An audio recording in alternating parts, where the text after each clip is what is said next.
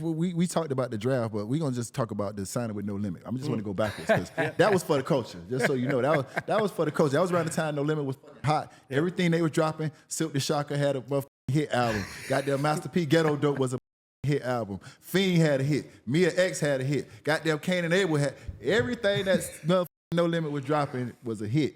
And then they signed Ricky Williams. That topped it off. I just had to say thank you, brother. Yeah. I just had to say thank you, brother. I was trying to do something. So even when I was give a black man a chance too. Even when I was a kid, I thought the whole point of fame was to do something with it, to make a difference, to make a statement. And so I probably made too many statements a little bit too fast my rookie year, but I've been waiting my life for that opportunity. And I had an agent, the typical agent situation.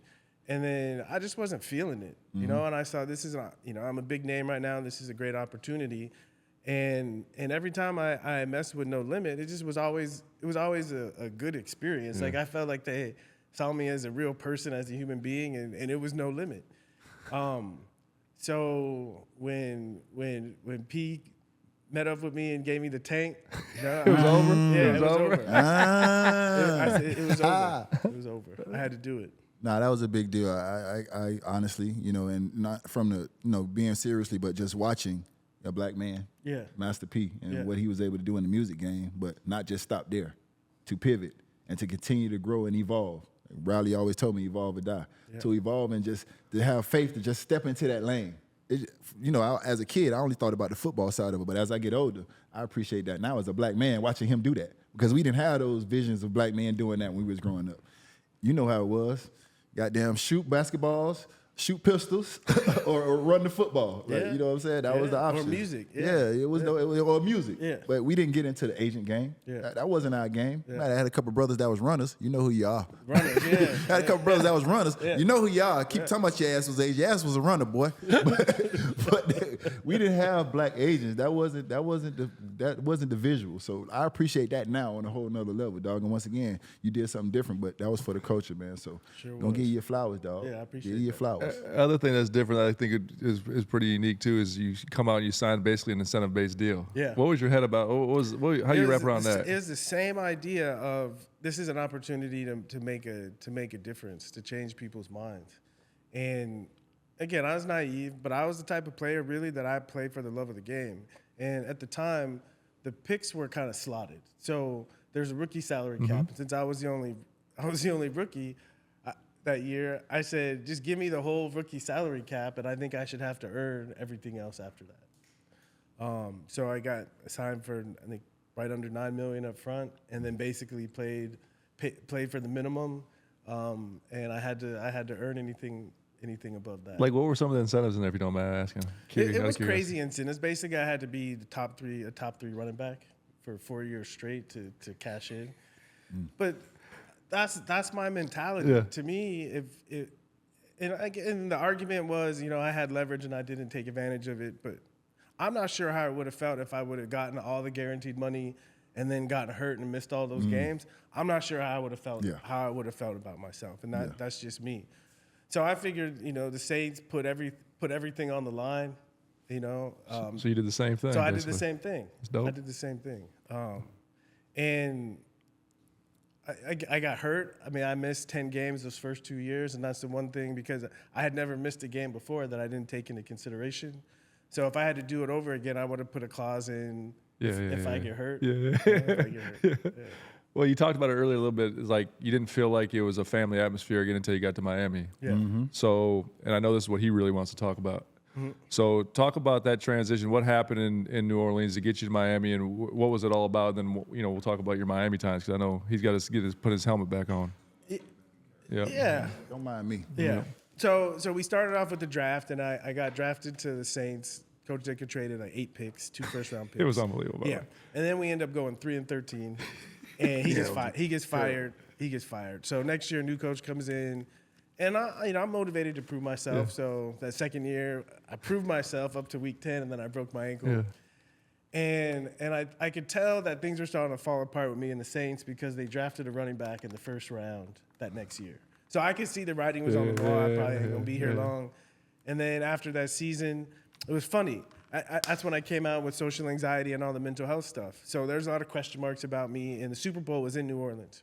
And so I was flying to the Bahamas for a Super Bowl event, and Coach Wanstead, the coach of the Miami Dolphins at the time, was in the airport on the same flight. No way. Yeah. So we sat down, we talked for like 20 minutes, and I could tell just him meeting me in person that he was like, okay, he's cool, you know? And then about 2 weeks later, I got a phone call, and I was traded to the Dolphins. Wow. And at the time, my best friend was a writer for the Miami Herald, a guy by the name of Dan Lebitard.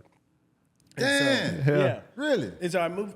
It was Okay. like I was like, I'm coming to be with my homeboy. So me and Dan, we really got really close. And the team, it was a good team that had been going to the playoffs every year. So they had a lot of vets, and so it felt like family. And I felt like they just needed a running back or something on offense to be the missing piece. And so everything came together. Coach Wanstead really likes you because you totaled that 775 times in 2 years. NFL record. He really liked you. Yeah, he No, did. no, honestly, like 775 guys. we gotta talk Damn, where's about the it, ice 'cause tub? If I'm not mistaken, like, just remembering back a little bit, like you took a step back from the football period just because your body was taking a pounding and a beating. Like you was getting beat up out there. Yeah, you know, you get beat up enough, it forces you to take a step back and say, okay, what am I doing here? Yeah. You know, it was my mortality. I started to do the math and realize how much longer am I going to be able to do this? Yeah. And so I finally came down to reality, and I reached out to the Dolphins and I said, if you're going to give me the ball this much, you need to make sure that I feel good about being here. So we need to handle this contract thing. And you know, I know it's business, and I probably should have been more patient and waiting to get the numbers up. But that first response, it was so insulting. After carrying the ball 707 times, you know, I was a little bit closer to doing something else. You know, because when you're doing something difficult, it can be meaningful, but you got to check in and ask yourself, does this feel like it's really worth it to me? Yeah. And I'm the kind of person, I give 150% in everything that I do. So if it ain't worth it, you know, it ain't going to go well. It ain't going to go well. So you just stepped away for a minute. I stepped away. Yeah. And when I stepped away, I didn't think it would be for a minute. I thought I was done. I thought I was done. I thought I was never How done. old We are you thought at the he time? was done. How old are you at the I time? was 27. 27, you thought you were done. I thought I was done. Yeah. What'd you do? I started traveling. Yeah. I got on a plane and I just went to Australia, I went to India. I just started trying to see the world because my whole life had been just being an athlete. Yeah. And I didn't know who I was outside of being an athlete, but I was starting to realize there's other things out there. And I had made enough money that I had earned the right to go explore those other things. Yeah. But if I was just stuck being a football player, I was thinking, I'm not sure if my body's going to feel good enough to do all these things if I keep doing this. So. They documented some of your travels, right? Some of that stuff was documented. Like, I saw them traveling and visiting different countries, and some of that was documented. You know what I'm saying? And don't worry about people at home. We're going to do closed captioning for UD because I know y'all can't hear him with that helmet on. They can't hear me. They heard Ricky when he did his interview. They sure just did. heard him. So hold on. So when you go travel, you do all that stuff. What does at some point you just start like, man, I want to do this again to ItchCon? How did you get back into it? Because it's like there's got to be a moment where you're like, damn, I got to go do that shit again. You know, football especially, it's hard, you know, and there's so many players on a team. It's like when I left, I feel like they had to make an example out of me. And so the Dolphins sued me for my signing bonus. $8 million. And they didn't even give me. that. They didn't even give me Was the it like $8 signing million? bonus. Yeah. $8 What do you mean? million, Hold $9 on. million? What do you mean they didn't give it to you? What do you mean? Because I was drafted by the Saints, and that signing bonus They're trying to claw back the They're trying Saints to, out of it. right. Shame on y'all. It wasn't even for the money, obviously. They were trying to make. They're trying to make a point. Like, you can't just. You just can't retire. We don't want people you just can't retiring. leave. You can't just leave. Yeah. Yeah. We traded, we did all this stuff, and you just leave. It's better. They used to cut off toes and stuff. But now they just. Hey, Ricky, can I be honest with you? I felt like that too, Yeah. as a fan. Yeah. He can't just leave. Yeah, no, I get it. I felt like that as a fan. He can't just leave. I get it. I had that same feeling. That's why it was so hard for me to do. But I understood the pounding, and I understood all those things on your body because I watched. Yeah. I watched you physically give everything you have for us every Sunday, and Yeah. I watched. You know what I'm saying? This intrigues me though. It really does Well, because I you know, obviously when you retire, when I retired, I was fortunate to play as many years as I did, 17 of them. And you're still watching, you miss it. Yeah. So when you retire at 27, you're rushing for 1,000 yards and you're toting the ball like when you're traveling, were you watching NFL football? Were you like locked into it? It's a funny story. Not at all. So part of what made the whole retirement kind of fuzzy was about a week after I retired, it came out that I failed a drug test before I retired. So instead of blame that. So instead of it just being me retiring, it became about the drugs. Yeah, I remember now. He didn't want to stop smoking. That's why he retired. That's how they made the storyline. Exactly. That's what the storyline was. Now I remember. He didn't want to stop smoking. So I gotta take this shit off. So every time I tried to watch the NFL, right, it always talk about that story. So I wasn't really trying to watch the NFL. You know. And I started traveling. So I was around, and back then, I wasn't showing NFL games. Well, wasn't showing NFL games. You had Fox and But here's a funny story. So I was traveling, and I was on my way to India. I was gonna go up in the Himalayas and rub hash. You know, I met this dude, and I was like, that sounds like a lot of fun.